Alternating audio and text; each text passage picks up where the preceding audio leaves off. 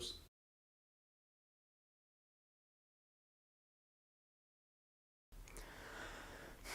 So, I joined the Navy back in 2013, but I had never intended on joining the Navy specifically. I just kind of always wanted to join the service based off of being a kid and watching movies and seeing the camaraderie between other veterans when I was a kid.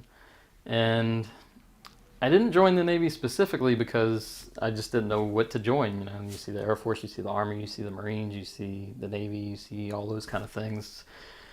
And really, when it comes to the movies, they don't generally focus that much on the Navy. Like most of them, when it comes to combat, are about Saving Private Ryan and things like that. It's kind of like the action, the Navy, and the Army, or the Marines, and things of that nature. So when it came to joining the Navy, I actually joined because of my buddy of mine had joined. He had started talking to a recruiter before I did, and then I met his recruiter and just kind of built up the relationship that way. And I signed up to be a master at arms, and I had about 6 months before I was going to be sent off to boot camp. So a lot of people around were just, happy. They were excited that I was going to join the military and make something out of my life, get out of the small town that I lived in. And just, I was excited to get out of town and go do something as well. So those 6 months, they kind of seemed like they went by slow, but eventually the time came and I went to the airport at New Orleans Airport, and I got on the plane. Everything was cool, good to go. I'm going to boot camp, like I'm about to do something. I'm about to get out there. It's going to be so much fun. And then we get to Chicago, and then it starts setting in. Like, oh boy, I'm at the airport. I'm about to get on the bus and go to boot camp. Oh boy, oh no. And then, you get called, you get on the bus, and the next thing you know, you're on your way to boot camp. There is no turning around now. You're here. And it was quiet. It was just so quiet. Nobody was talking. Next thing you know, a TV comes on, and they're showing you everything you're about to go through, and you're just on the bus, and you're just like, oh boy, And then eventually the video ends, and you pull up. It was nighttime for me, and they're just like, "Get off the bus! Get off the bus! Get off the bus!" And then you get off and you run, and you're in the and you're in the building. You have no idea where you are. You don't know who you're with, and then you're. So we were on one line here, one line here. We're looking at across from each other, and everybody is nervous. And they say, "All right, you got like 2 minutes. So get out your phone, make a phone call, tell people you made it here."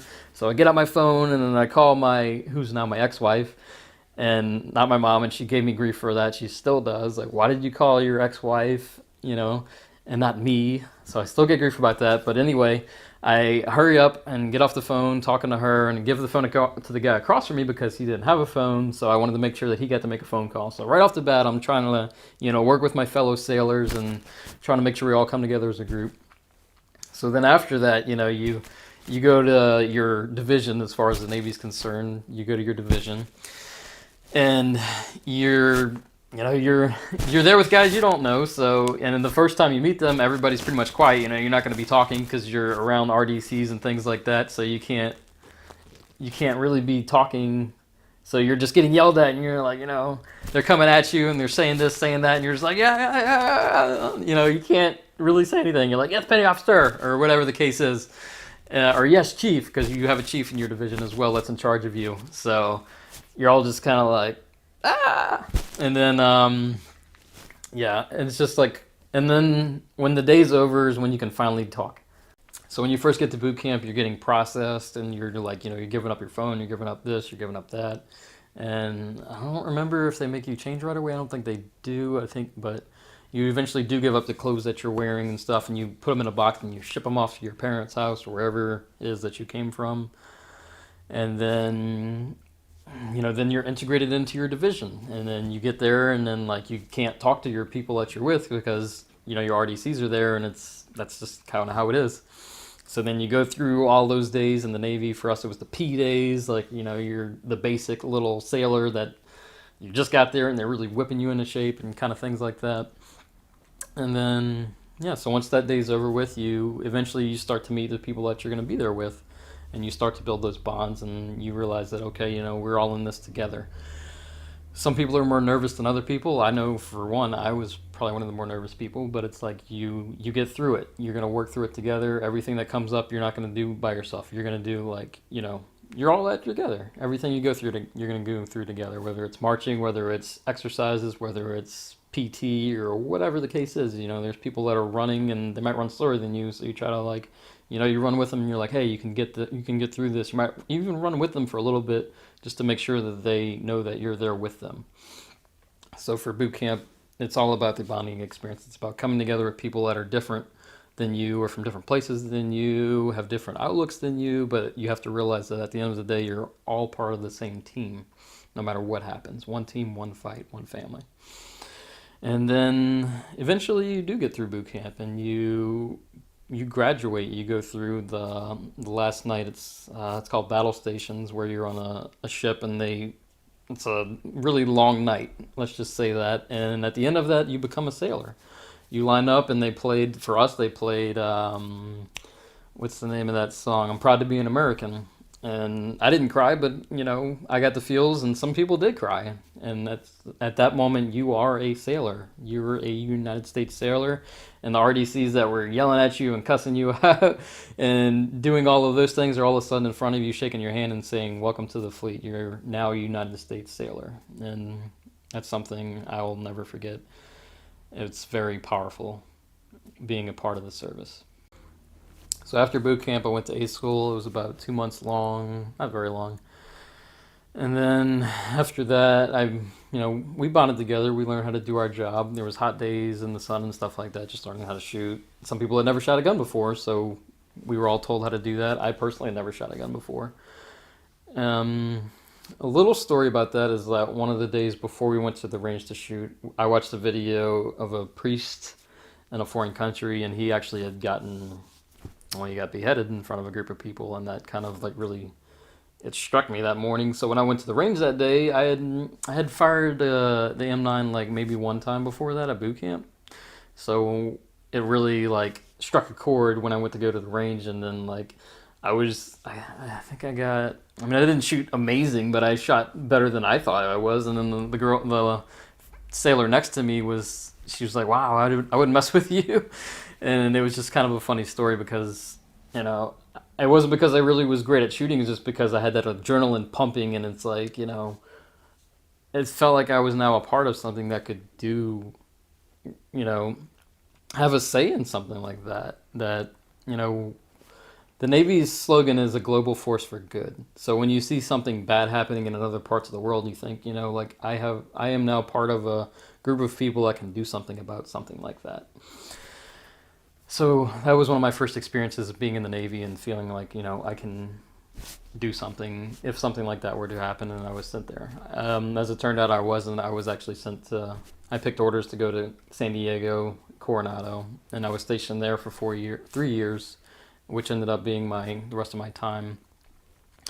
And I never went to a place like that had any of those things going on, but I did serve with people that had been to places like that and had dealt with that, had been on ships, and it was a experience to work with people that have had that happen and been around those things and seen those things, and you can, they open up to you in ways that they won't open up to anybody else because you're there with them. Like, I was on a gate, we checked IDs. It wasn't a hard job. There was politics and stuff involved, and that can be a pain, but it's not, your life's not really on the line, Sure, some things can happen, but for the most part, it didn't. And it was a great experience seeing and working with those people and hearing their stories and the things that they went through before you were in, because they came before you. Some of them were in after 9/11. They joined like on the eve of 9/11. I couldn't because I was 10, honestly, so that wasn't something that was going to happen. But having those stories with people that actually did serve in that time, it was really impactful, because I remember being a kid and seeing that happen and thinking, I want to join, like I want to do something because of what I saw happen to my fellow country members.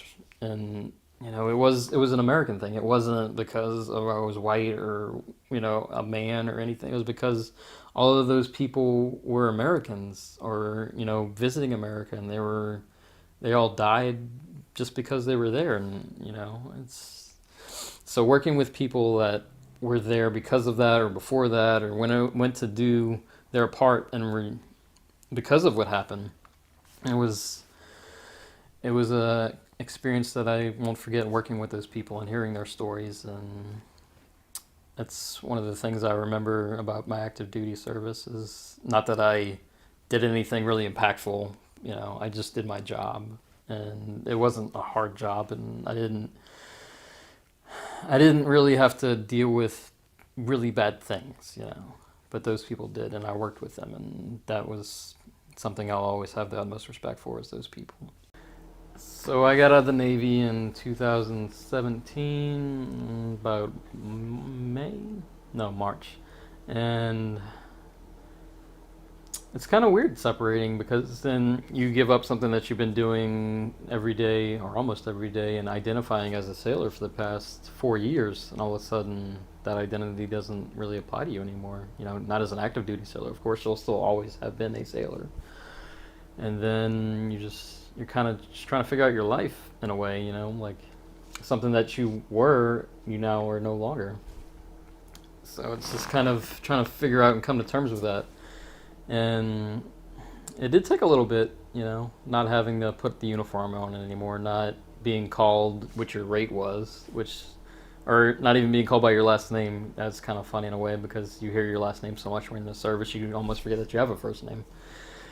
So that was one of the bigger things, was just trying to get used to all of those things and not having that be part of your life anymore.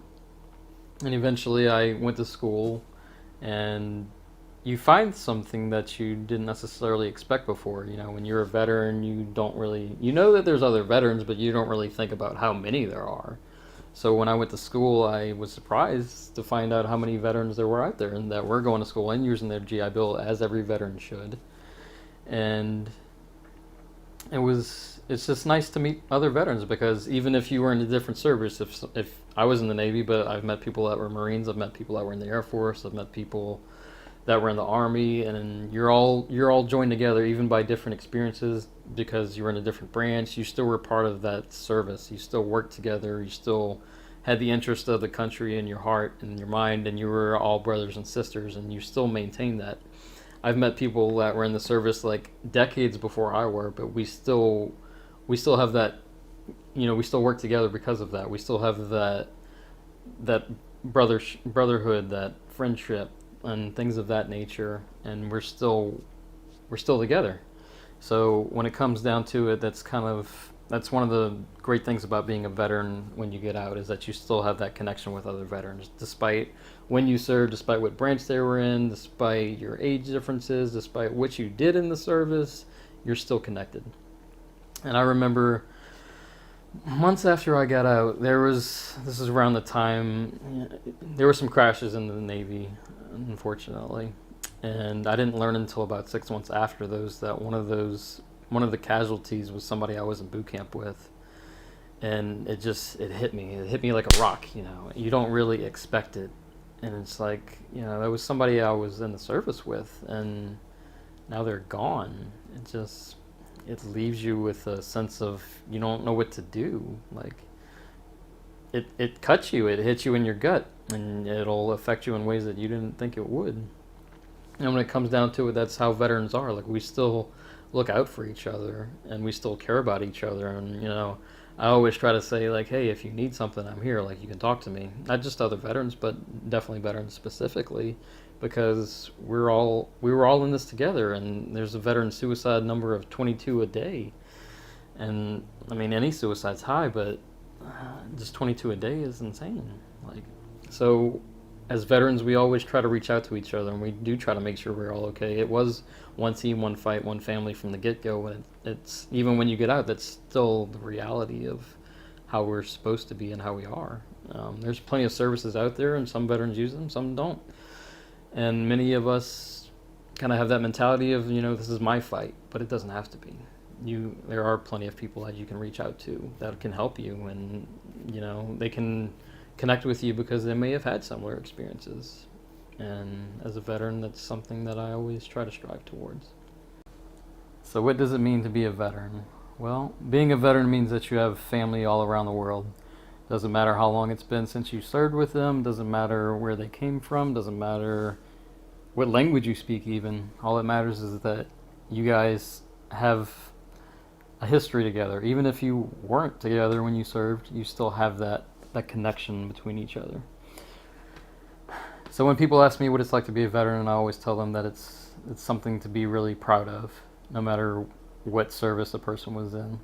I, of course, was in the Navy, but I have friends that are in other branches of the service. And we all share that connection of being part of something greater than ourselves and coming together to make sure that we were taken care of and that we were doing the best that we could, not only for each other, but for the country that we served and for parts of the world for that matter. So if anybody ever asks me what it's like to be in the service or if they should join the service, I tell them that they should join because it's the best choice that I made joining the Navy. And my fellow brothers and sisters will tell you the same thing, that when it comes to the service, that it is one of the best choices that they ever made, and they wouldn't change it, and neither would I.